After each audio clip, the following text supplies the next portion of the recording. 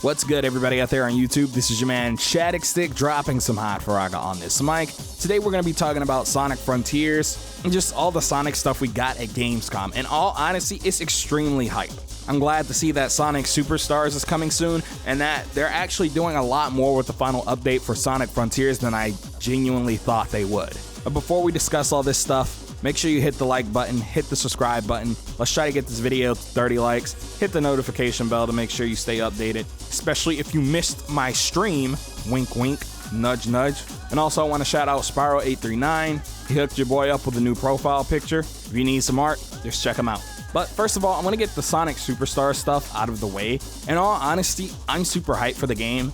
I'm glad that it's coming out soon, but I hate that it's coming out October 17th. There's too much stuff coming out at the end of October, and this is really just an insane year in gaming. And Sonic Superstars coming out with all the other big hitters shows that Sega is pretty confident in this game, in all honesty. They showed off some of the multiplayer in the battle mode, and while we didn't get any hard confirmation on the co-op itself being online multiplayer, I think they did confirm that battle mode was multiplayer, so at least we have that. But let's move into the Sonic Frontiers news, which I feel like is a lot bigger, despite them showing a lot less. So first of all, I want to say the animation for this thing is just awesome. I think Marza actually did the animation, and they've really outdone themselves. It's some of the best, if not the best, that they've done. But we get Eggman and Sonic and the gang all rounded up to, I guess take on the Supreme. It looks like they might be changing up the ending a little bit. We do know that they were going to add more content to the ending, but maybe they change it up a little bit. Something like, a Final Fantasy 15 Royal Edition.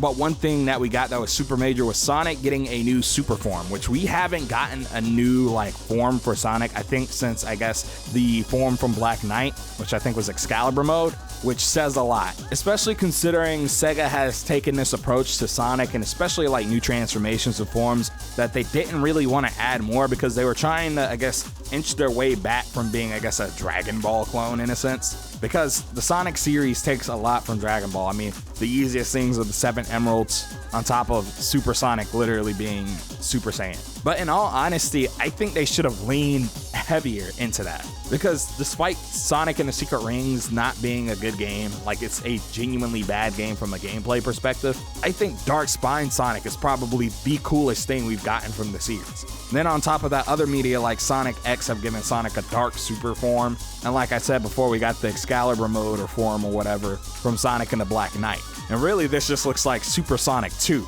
But in all honesty, I think that's what I've wanted my whole life. Instead of having the red eyes, he has blue eyes, and it looks like his aura's changed. We do know that they were originally going to make a special cyber form for Sonic for this game. But again, Sega's had that mentality that, hey, we got to get further away from Dragon Ball. We can't just keep copying Dragon Ball. Which I don't think making more transformations is necessarily copying Dragon Ball. But even then, if they were to copy Dragon Ball, I think that'd be fine. I think it'd be pretty dope, actually, and probably the smartest direction they could take. But I wonder how exactly Sonic is going to get this form. Is it going to be like when the corruption finally left his body, or right before the corruption leaves his body, that he figures out, hey, I can use this to my advantage. This is going to be a new form, and I'm going to combine it with my super form. I think that'd be insane. But I don't know, it just shows that Sega is more willing to be more experimental. And that is one of the things I think the Sonic franchise has really been missing since, I guess, really the early 2000s or even really 2010. Sonic Colors was really the last, experimental Sonic game. In some ways, it looks safe, but I think when I look back at Sonic Colors, it was the last time Sega really genuinely tried something new. And I'm really glad that they're trying something new, bringing more transformations to Sonic, and then hopefully they expand on some of the stuff with Tails, Knuckles, and Amy's gameplay. While I doubt they'll get super forms, I want to see how their combat will be handled, because I have a video actually coming out soon about Sonic Frontiers combat. It'll be exclusively from, the perspective of playing Sonic, so watch out for that. But I feel like given those characters' toolkits, there's actually a lot more room for a lot more inventive gameplay in combat within, not even just Frontiers, but the franchise as a whole.